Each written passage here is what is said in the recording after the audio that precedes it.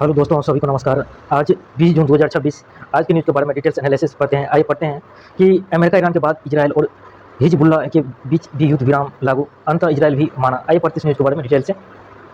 Israel और Hezbollah के बीच युद्ध विराम सीज फायर की खबर दिखाई गई है। मुख्य शीर्षक का अनुवाद। लाल रंग की एक छोटी सुर्खी। सहमति अमेरिका और ईरान के बाद इजराइल और हिजबुल्लाह के बीच युद्ध विराम लागू। मुख्य सुर्खी, अंतर इजराइल भी माना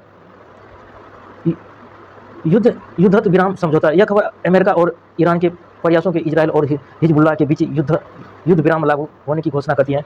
लेकिन बीच में एक तस्वीर है जिसमें दक्षिणी लेबनान, साउथ लेबनान के क्षेत्र में इजरायली हमलों के बाद उठता हुआ धुआं दिखाई दे रहा है।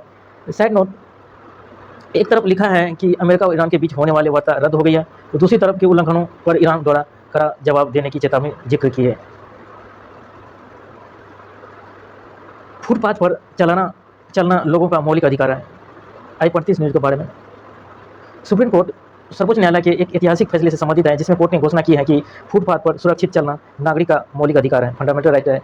कि यह ऐतिहासिक आदेश सुप्रीम कोर्ट के जस्टिस पी.एस. नरसिम्हा और जस्टिस अतुल एस. चंद्रकर की पीठ ने एक सड़क दुर्घटना मुआवजे के मामले की सुनवाई के दौरान दिया। मुख्य बिंदु कानूनी संदर्भ से संवैधानिक संरक्षण। अदालत ने स्पष्ट किया है कि पैदल चलने का अधिकार भारतीय संविधान के भाग 3 पार्ट 3 के तहत एक मौलिक अधिकार है। यह विशेष रूप से अनुच्छेद 19(1)(d) देश में स्वतंत्र रूप से आने या जाने की स्वतंत्रता है। अनुच्छेद 21 प्राण एवं देह स्वतंत्रता का अधिकार, जीवन का अधिकार का एक अभिन्न अंग माना गया है। वाहनों को प्राथमिकता। अदालत के अनुसार पैदल चलने वाले लोगों के अधिकारों के मोटर वाहनों से आने जाने वाले तुलना में प्रायोरिटी दी जाएगी। स्थानीय निकायों की जिम्मेदारी। सड़कों पर सुरक्षित और अतिक्रमण मुक्त फुटपाथ का निर्माण तथा रखरखाव करना शहरी विकास प्राधिकरणों और नगर निगमों और नगर पालिकाओं और पंचायतों का अनिवार्य विधिक कर्तव्य है। कानूनी उपचार और मुआवजा। यदि किसी नागरिक के इस अधिकार का उल्लंघन होता है तो वह जिम्मेदार अधिकारियों के खिलाफ कानूनी कदम उठाकर नुकसान की भरपाई मुआवजा मांग सकता है, जो कि मोटर वाहन अधिनियम मोटर व्हीकल्स एक्ट के समान प्रावधान से अलग होगा। आइए पढ़ते न्यूज के बारे में कि खाली घरों से घात लगाकर खूनी पंजा मार रहे हैं गुलदार। आइए पढ़ते इस न्यूज़ के बारे में डिटेल से एनालिसिस। हमलों का तरीका। गुलदार खाली पैरों घरों को अपना ठिकाना बना रहे हैं और वहां से घात लगाकर लोगों पर जानलेवा हमले, खूनी पंजा कर रहे हैं। मैदानी क्षेत्रों में बढ़ता आतंक। पहाड़ों की तुलना में मैदानी इलाकों में गुलदार का आतंक दोगुना तेजी से बढ़ रहा है। आंकड़े बताते हैं कि साल 2021 से 2025 के बीच मैदानी क्षेत्रों में मानव गुलदार संघर्ष काफी गहरा गया है। हमलों में भारी वृद्धि। राज्य में पिछले कुछ सालों में वन्य जीवों के हमलों में लगभग 10 गुना बढ़ोतरी दर्ज की गई है। आबादी के पास रहने की आदत। विशेषज्ञों के अनुसार गुलदार अब इंसानी आबादी के आसपास रहना पसंद कर रहे हैं। वे झाड़ियाँ और खाली पड़े खंडहरों में छिपकर शिकार की तलाश करते हैं। 4 साल में हमलों और घायलों की जिलावार डेटा। लेकिन में दिए गए आंकड़ों के मुताबिक विभिन्न जिलों में तेंदुए के हमलों में मृतकों और घायलों की संख्या काफ़ी चिंताजनक है। पौड़ी सबसे अधिक प्रभावित क्षेत्र, जहाँ बड़ी संख्या में लोग हताहत हुए हैं। टिहरी, गढ़वाल, अल्मोड़ा और पिथौरागढ़, इन पहाड़ी और अर्ध मैदानी जिलों में भी हमलों का ग्राफ बहुत ऊंचा है। हरिद्वार और उधम सिंह नगर मैदानी इलाकों के इन जिलों में भी अब तेंदुए के सक्रिय होने और हमले करने की घटनाएं तेजी से बढ़ रही है। जांच में तकनीकी अपनाए शाह। केंद्रीय गृह मंत्री ने कहा कि FIR से सजा तक 3 साल में नए दिलाना उद्देश्य है। आइए पढ़ते इस न्यूज़ के बारे में। तकनीकी आधारित जांच। गृह मंत्री ने जोर देकर कहा है कि पुलिस और सुरक्षा एजेंसियों को अपराधों की जांच में आधुनिक तकनीकी आर्टिफिशियल इंटेलिजेंस का उपयोग सक्रियता से करना चाहिए। 3 साल में न्याय का लक्ष्य। उन्होंने स्पष्ट किया है कि नए आपराधिक कानूनों का मुख्य उद्देश्य FIR दर्ज होने से लेकर दोषी का सजा मिलने कन्विक्शन तक पूरी प्रक्रिया को 3 साल और भीतर पूरा करना है। अन्य महत्वपूर्ण विवरण। डेटाबेस की सुरक्षा और गुणवत्ता। शाह ने रेखांकित किया है कि राष्ट्रीय अपराध रिकॉर्ड ब्यूरो और अन्य प्रणालियों के तहत डेटाबेस को सुरक्षित और गुणवत्तापूर्ण बनाए रखने का प्राथमिकता जिम्मेदारी राज्यों की है। वैज्ञानिक साक्ष्य का प्रभाव। उन्होंने थाना और जांच टीमों को राष्ट्रीय स्वचालित फिंगरप्रिंट पहचान प्रणाली NAFIS जैसे वैज्ञानिक उपकरणों का उपयोग करने की सलाह दी ताकि अदालतों में साक्ष्य को मजबूत पेश किया जा सके। प्रधानमंत्री ने PM विकसित भारत रोजगार योजना के तहत ₹2400 करोड़ जारी किए हैं। भारत ने 40 देशों से मुक्त व्यापार समझौते दरवाजे खोले हैं। आइए पढ़ते इस न्यूज़ के बारे में डिटेल्स एनालिसिस। PM विकसित बाजार भारत रोजगार योजना PMVVRY के तहत 2400 करोड़ की प्रोत्साहन राशि का करने की प्रमुख घोषणा दर्शाती है। शीर्षक मुख्य बिंदु कि भारत ने 40 देशों से मुक्त व्यापार समझौते पर दरवाजे खोले हैं। मोदी प्रधानमंत्री ने रेखांकित किया है कि वैश्विक स्तर पर भारत के युवाओं की प्रतिभा की पहचान हो रही है। देश ने विदेशी व्यापार और रोजगार को गति देने के लिए महत्वपूर्ण कदम उठाए हैं।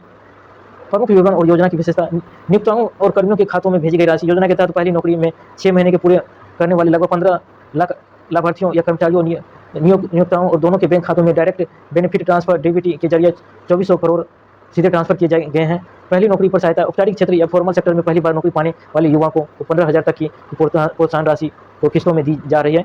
नियुक्तों को प्रोत्साहन नए रोजगार सृजित करने वाले नियुक्तों की प्रति नए कर्मचारी 3,000 प्रति माह तक की सहायता प्रदान की जाती है। रोजगार के अवसर तेजी से बढ़े। केंद्रीय श्रम एवं रोजगार मंत्री डॉक्टर मनसुख मंडविया ने जोर दिया है कि इस योजना से देश में के छोटे उद्यमों और विनिर्माण क्षेत्रों में नए रोजगार पैदा करने की गति बहुत तेजी होगी। और नौसेना में स्वदेशी पोत समाचार में यह भी उल्लेख किया है कि कोलकाता में निर्मित 3 स्वदेशी पोतों को अगले 3 नौसेना में शामिल किया जाएगा। ITR3 का फॉर्म आयकर पोर्टल पर जारी। GS3 इकोनॉमिक्स रिलेटेड है। आयकर विभाग द्वारा असेसमेंट ईयर AY 2026-27 के लिए ITR3 फॉर्म को ई-फाइनेंसिंग पोर्टल पर जारी करने की घोषणा के बारे में है। मुख्य घोषणा है ITR3 फॉर्म उपलब्ध। आयकर विभाग ने वित्त वर्ष 2025 से 26 असेसमेंट ईयर 2026 से 27 के लिए ITR3 फॉर्म की ऑनलाइन सुविधा और एलेक्स यूटिलिटी एक्सेल यूटिलिटी को अपने आधिकारिक आयकर ई-फाइनेंसिंग पोर्टल पर लाइव कर दिया गया है। जल्द रिटर्न भरने की फायदा लेख में बताए गए कि जल्द ITRI दाखिल के करदाताओं को प्रोसेसिंग में तेजी से समय पर रिफंड जैसे कई लाभ होते हैं। ITR3 किसे भरना आवश्यक है। फॉर्म के मुख्य रूप में निम्नलिखित करदाताओं की लागू होता है। व्यक्तिगत इंडिविजुअल और हिंदू अविभाजित परिवार HUFS जिनकी आय का स्रोत किसी व्यवसाय या बिजनेस या पैसे प्रोफेशन से होने वाले मुनाफे से है। ऐसे लोगों को जो शेयर मार्केट ट्रेडिंग इंट्रेडी या futures and option F&O trading से आय अर्जित करते हैं। किसी पार्टनरशिप फॉर्म की हिस्सेदारी पार्टनरशिप जिन्हें फॉर्म से सैलरी बोनस या ब्याज मिलता है। महत्वपूर्ण अंतिम तिथियां ड्यू डेट बिना ऑडिट वाले मामले नॉन ऑडिट के जिन व्यापारियों या प्रोसेसन के खातों को ऑडिट होना अनिवार्य नहीं है उनके लिए ITR3 दाखिल करने की अंतिम तिथि 31 अगस्त 2026 है। ऑडिट वाले मामले ऑडिट से जिन करदाताओं के बिजनेस का सालाना टर्नओवर या तय सीमा से अधिक है और टैक्स ऑडिट जरूरी है उनके लिए अंतिम तिथि 31 अक्टूबर 2026 निर्धारित की गई है। संपन्न राज्यों में गुर्दे की बीमारी अधिक पर पिछड़ों में क्षति ज़्यादा। साइन टैक्स रिलेटेड महत्वपूर्ण न्यूज है। 35 न्यूज के बारे में गुर्दे की बीमारी क्रोनिकल या किडनी डिजीज को लेकर देश में किए गए एक महत्वपूर्ण शोध के निष्कर्षों को दर्शाती है। संयुक्त अध्ययन institute of liver and biliary science ILBS और अन्य प्रमुख स्वास्थ्य संस्थानों द्वारा वर्ष 1990 या 2023 तक आंकड़ों को विश्लेषण करने के तैयार किया गया है। मुख्य बिंदु एवं निष्कर्ष। संपन्न राज्यों में गुर्दे की बीमारी अधिक पर पिछड़ों में क्षति ज़्यादा। इसका अर्थ है कि विकसित या आर्थिक रूप से मजबूत राज्यों में गुर्दे की मरीजों की संख्या तो अधिक है लेकिन गरीब व पिछड़े संख्या में इलाज या संसाधनों की कमी के कारण इस बीमारी से होने वाली नुकसान मृत्यु दर बहुत ज़्यादा है। हरियाणा और बिहार के तुलनात्मक हरियाणा में गुर्दे की बीमारी से सबसे ज़्यादा नए मरीज सामने आ रहे हैं लेकिन बिहार में इस बीमारी के कारण सबसे अधिक मौतें दर्ज की जा रही है। दिल्ली में स्थिति नई दिल्ली में नई रोगियों की संख्या 267 बताई गई है। बीमारी के मुख्य कारण रिपोर्ट के अनुसार मधुमेह डायबिटीज या मोटापा गुर्दे की बीमारी के सबसे बड़े कारण बनकर उभर रहे हैं। डाटा सेंटर पर गंभीर जलवायु जोखिम एनवायरनमेंट से रिलेटेड GS3 से बहुत इंपॉर्टेंट न्यूज आई पढ़ते हैं इसके बारे में। डेटा सेंटर पर मंडराते गंभीर जलवायु जोखिम के बारे में जलवायु जोखिम विश्लेषण संस्थान SDI की एक रिपोर्ट के अनुसार दुनिया भर के डेटा सेंटर पर जलवायु परिवर्तन का भारी खतरा। मुख्य बिंदु देखते हैं कि गंभीर खतरा दुनिया भर के डेटा सेंटरों पर बाढ़ सूखा अत्यधिक गर्मी जैसे जलवायु जोखिम बढ़ रहे हैं। रिसर्च की दायरा यह रिपोर्ट दुनिया भर के 2593 डेटा सेंटर पर किए गए शोध पर आधारित है और हॉट स्पॉट में भारत नहीं है। राहत की बात यह है कि भारत उन शीर्ष हॉट स्पॉट अत्यधिक जोखिम वाले क्षेत्रों में शामिल नहीं है जहां जलवायु परिवर्तन का सबसे तुरंत और भयंकर असर होने वाला है। सबसे ज़्यादा संकट वाले देश जलवायु जोखिम के मामले में सबसे संवेदनशील देशों में अमेरिका, चीन और दक्षिण कोरिया शीर्ष पर है। जियो IPO 27 करोड़ शेयर जारी होंगे। सेबी के पास दस्तावेज जमा। 37,700 करोड़ जुटाएंगी कंपनियां। पैसे का इस्तेमाल कर चुकाने में होगा। 35 न्यूज़ के बारे में।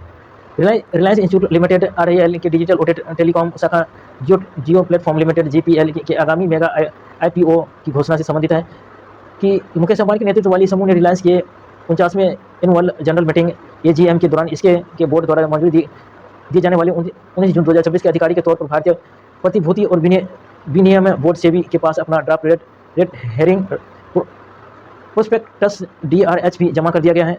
इस IPO से जुड़ी मुख्य बातें। IPO का मुख्य विवरण। जारी किए जाने वाले शेयर कंपनी बाजार में 27 करोड़ नई इक्विटी शेयर फ्रेश इश्यू जारी करेगी। Offer for sale OFS। इस IPO में कोई भी ऑफर फॉर सेल घटक शामिल नहीं है। इसका मतलब है कि वर्तमान निवेशक या प्रोमोटर्स अपनी हिस्सेदारी नहीं बेच रही है। अनुमानित राशि कंपनी इस सार्वजनिक निगम के जरिए लगभग 37,700 करोड़ 3 बिलियन से 4 बिलियन के बीच डॉलर जुटाने को योजना बना रही है। और इसे भारतीय कॉर्पोरेट इतिहास के सबसे बड़े IPO में से एक बना सकता है। अंतिम मूल्य फेस वैल्यू ₹10 प्रति शेयर। लिस्टिंग, ये शेयर BSE और NSE दोनों प्रमुख एक्सचेंजों पर लिस्ट किए जाएंगे।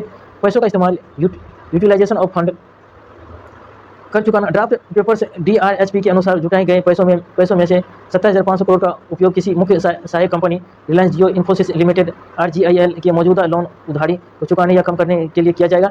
अन्य कार्य शेष बची राशि का उपयोग समान कॉर्पोरेट उद्देश्यों और भविष्य के विस्तार के लिए किया जाएगा। रिलायंस का विजन AI इकोसिस्टम एक्सपेंशन। 4 समाचार क्लिपिंग में उल्लेख किया गया। रिलायंस देश में एक बड़े AI आर्टिफिशियल इकोसिस्टम का निर्माण कर रही है और कंपनी देश के भीतर डेटा को सुरक्षित रखने के लिए डेटा सेंसर का नेटवर्क बता रही है और बड़े पैमाने पर सॉवरेन AI इंफ्रास्ट्रक्चर स्थापित करने की तैयारी में है। वर्तमान हिस्सेदारी और मूल्यांकन, शेयर होल्डिंग और वैल्यूएशन। वर्तमान में मूल Motors company Reliance institute limited RAL के पास जियो प्लेटफॉर्म 66.43% हिस्सेदारी है। शेष हिस्सेदारी मेटा 9.99%, गूगल, अल्फाबेट 7.73 और अन्य वैश्विक निवेशकों जैसे KKR, silver cake, general Atlantic आदि के पास है। बाजार विश्लेषकों के मुताबिक इस IPO के लिए जियो प्लेटफॉर्म का अनुमानित मूल्यांकन वैल्यूएशन $130 बिलियन से $180 बिलियन लगभग ₹10 से ₹15 लाख करोड़ के बीच आंका जा रहा है। नेतृत्व लीडरशिप, मुकेश अंबानी ने NAGM साझा किया कि इस IPO की पूरी प्रक्रिया को नेतृत्व उनकी बुनियादी पीढ़ी के लीडर्स आकाश अंबानी, ईशा अंबानी और अनंत अंबानी द्वारा किया जा रहा है।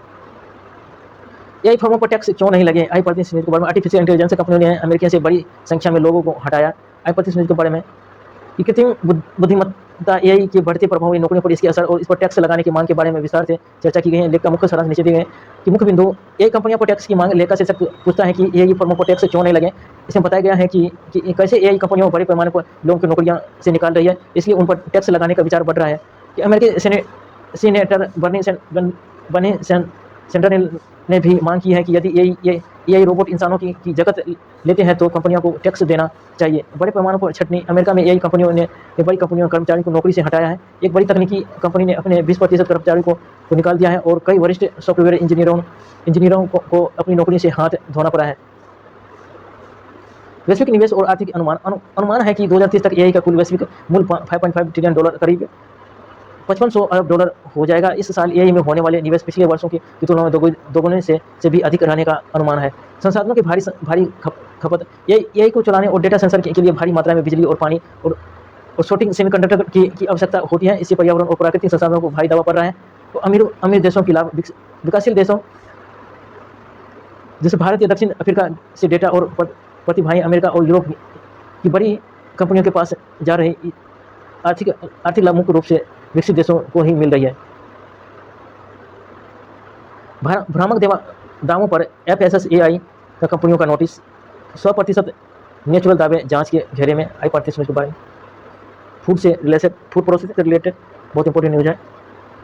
भारतीय खाद्य सुरक्षा एवं मानक प्राधिकरण FSSAI द्वारा प्रमुख खाद्य कंपनियों को पैकेजिंग और विज्ञापनों के भ्रामक दावे मिसलीडिंग क्लेम करने के लिए जारी किए गए नोटिस के बारे में है। मुख्य बिंदु। FSSAI का एक्शन। भारतीय खाद्य सुरक्षा एवं मानक प्राधिकरण FSSAI ने कई फूड बिजनेस ऑपरेटरों को उनकी भ्रामक ब्रांडिंग, गलत लेबलिंग और विज्ञापनों में किए गए दावों पर जवाब मांगने के लिए नोटिस जारी किया है। प्राधिकरण का कहना है कि खाद्य और उत्पादों के पैकेट पर दी गई जानकारी नियमों के अनुसार सही होनी चाहिए ताकि उपभोक्ताओं को सही निर्णय लेने में मदद मिले। किन उत्पादों और दवाओं पर सवाल उठाए गए हैं। Mango fruit juice, no added sugar. Mango juice के पैकेट पर नो एडेड शुगर का दावा किया गया था, जबकि इसकी सामग्री की सूची में मैंगो पल्प के साथ गन्ने का रस, शुगर केन जूस भी शामिल पाया गया है, जो उपभोक्ताओं को भ्रमित करता है। नेचुरल पनीर। मिश्रित खाद्य पदार्थों पर नेचुरल शब्द का इस्तेमाल नियमों को उल्लंघन माना गया है क्योंकि यह ग्राहकों को गुमराह कर सकता है। Tofu anti cancer claim. Silken tofu उत्पादों को 100% वेज मिनरल्स से भरपूर होने के साथ साथ एंटी कैंसर गुणों वाले भ्रामक दावे किए गए थे जिनका कोई वैज्ञानिक आधार नहीं दिया गया है। 100% नेचुरल नूडल्स और अन्य कुछ ब्रांडों द्वारा रामेन नूडल्स पर 100% नेचुरल और फ्रेशली मेड जैसे टैगलाइनों इस्तेमाल की जा रही है और इसके अलावा चॉकलेट और वेफर बनाने वाली बड़ी कंपनियों जैसे फेरारी का किंडर जॉय द्वारा बिना पर्याप्त आधार के मिल्क सॉलिड्स से भरपूर रिच इन मिल्क सॉलिड होने का दावा किया गया था। कई राह दिखाई औषधीय खेती। ये जनसत्ता से लिया गया है। संपादकीय न्यूज है। दोस्तों, ये भी जीएस से रिलेटेड और ऐसी रेटिंग्स इंपॉर्टेंट आई 35 न्यूज़ के बारे में। जलवायु परिवर्तन और प्रारंभिक फसलों की बढ़ती लागत के बीच औषधीय पौधों की खेती उम्मीद की नई किरणों पर बनकर उभरी है, मगर इसमें किसानों के लिए कई चुनौतियां भी आई 35 न्यूज़ के बारे में। नई राह दिखाती औषधि खेती और इस बलवंत राज मेहता द्वारा लिखा गया इस लेख में प्रारंभिक फसलों की बढ़ती लागत और जलवायु परिवर्तन के बीच औषधीय पौधों की खेती को किसानों के लिए एक नए और मुनाफेदार विकल्प के रूप में प्रस्तुत किया गया है कि मुख्य बिंदु अवसर बढ़ती खेती, जलवायु परिवर्तन और बढ़ती लागत के कारण अब किसान और औषधीय पौधों की खेती जैसे तुलसी, एलोवेरा, अश्वगंधा और गिलोय की तरफ आकर्षित हो रही है। बाजार में मांग कोरोना महामारी के बाद से वैश्विक असर को भारतीय जड़ी बूटियों और प्राकृतिक इम्यूनिटी रूटर्स की मांग बहुत तेजी से बढ़ी है। कम संसाधनों में अधिक लाभ, ये पौधे बंजर या कम उपजाऊ भूमि में भी उगाई जा रही है और इन्हें बहुत अधिक पानी या महंगे कीटनाशकों की आवश्यकता नहीं होती है। प्रसंस्करण और मूल्य संवर्धन, प्रोसेसिंग और वैल्यू एडिशन। लेख में बताया गया है कि किसानों को केवल फसल उगाने तक सीमित नहीं रहना चाहिए और यदि ग्रामीण स्तर पर ही पौधों को सुखाने और कूटने या तेल निकालने या पैकिंग करने की छोटी इकाइयों लगाई जाए तो किसानों की आय कई गुना बढ़ सकती है। इससे गांव में रोजगार बढ़ेगा और पलायन रुकेगा। किसानों के सामने चुनौतियां, बाजार की अनिश्चितता, औषधीय पौधों के लिए के मंडियों या तय खरीदारों की कमी है जिससे कई बार उचित दाम नहीं मिल पाता।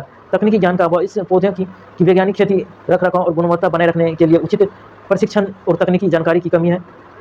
प्रमाणीकरण, सर्टिफिकेशन, अंतर्राष्ट्रीय बाजार में उत्पाद बेचने के लिए जैविक या ऑर्गेनिक या गुणवत्ता प्रमाण पत्रों की जरूरतों हैं जो छोटे किसानों के लिए हासिल करना जटिल है। आगे की राह और सरकारी प्रयास। राष्ट्रीय आयुक्त मिशन के तहत औषधीय पौधों की खेती पर सरकार 30 से 75% तक अनुदान सब्सिडी दे रही है। लेकिन अनुसार कृषि विश्वविद्यालयों और आयुष संस्थानों और वैज्ञानिकों को मिलकर काम करना होगा ताकि किसानों को उच्च गुणवत्ता के बीज, प्रशिक्षण और सही बाजार मिल सके। जीवन का सलीका, ये भी संपादिका न्यूज है, ऐसे राइटिंग से और जीएस से भी रिलेटेड है आई 35 न्यूज के बारे में। जीवन का सलीका जिसे महिमा सामंत ने लिखा है। लेख का मुख्य शीर्षक यह है कि आज के दौर में लोग हर काम या रिश्ते को नफे, नुकसान या फायदे घाटे के चश्मे से देखने लगे हैं, जो कि गलत है। जीवन को केवल एक व्यापारिक किताबों की तरह लाभ या हानि के हिसाब से नहीं जिया जा सकता है। कि व्यवसाय की सोच का बढ़ता प्रभाव, आज लोग किसी भी काम को करने से पहले सोचते हैं इसमें मेरा क्या फ़ायदा है। धीरे धीरे व्यवसाय की सोच हमारे मानवीय संवेदनाओं और रिश्तों को निगल रही है। निस्वार्थ रिश्तों का उदाहरण, माता पिता का प्रेम। माता पिता अपने बच्चों को लालन पालन, शिक्षा और सुख सुविधाओं के लिए दिन रात मेहनत करते हैं और वे कभी भी इस निवेश का रिटर्न या लाभ हानि नहीं देखते हैं।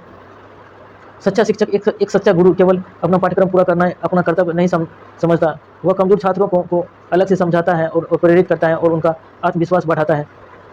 और रिश्तों में स्वार्थ और पवित्रता, बीच में दिए गए विशेष वक्त में मेरी दुनिया आगे में लिखा गया है। कई बार लोग रिश्तों में भी की लाभ ढूंढने लगते हैं और जो संबंध केवल स्वार्थ पर टिके होते हैं वे लंबे समय तक नहीं चलते। सच्चे और गहरे संबंध वही होते हैं जिन्हें अपनापन और विश्वास, सम्मान और सच्चाई जो होती है। जीवन जीने का सही तरीका, जीवन कोई वही खाता नहीं है जहां हर चीज़ में लाभ और हानि का हिसाब लगाया जा सके।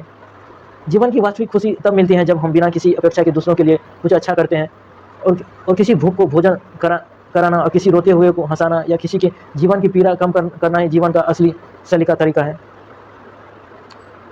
20 जून 2026 पीआईबी से रिलेटेड न्यूज है। पढ़ते हैं पीआईबी से न्यूज। मुख्य खबरों और सरकारी घोषणाएं, मुख्य बिंदुएं और किसानों योजना के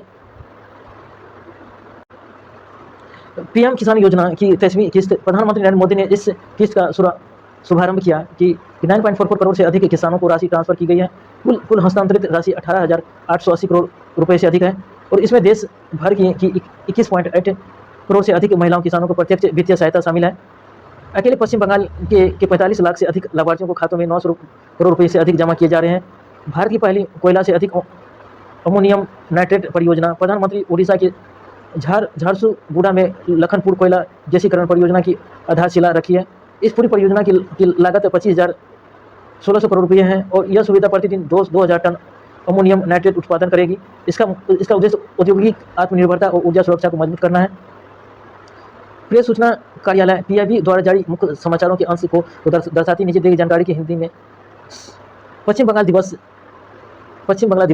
मुख्य संदेश। प्रधानमंत्री ने डॉक्टर श्याम प्रसाद मुखर्जी के अमूल्य योगदान को याद करते हुए पश्चिम बंगाल के लोगों को शुभकामनाएं दी।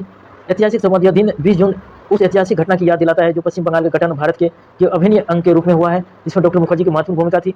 ओडिशा का विकास परियोजना अवसंरचना में बड़ा सुधार, ओडिशा के मयूरभंज जिले में सड़क संपर्क, रोड कनेक्टिविटी, स्वास्थ्य बुनियादी ढांचा, हेल्थ इंफ्रास्ट्रक्चर और पर्यटन को बढ़ावा देने के लिए कई नई शुरुआत की गई है। विशाल बिजली परियोजना, इसके तहत 600 मेगावाट MW क्षमता वाले ऊपर इंद्रावती पंप स्टोरेज परियोजना जैसी बड़ी बिजली परियोजना की सहित कई विकास कार्यों की नींव रखी गई है। थैंक यू दोस्तों, आज इतना तक। अगले दिन देखें अगला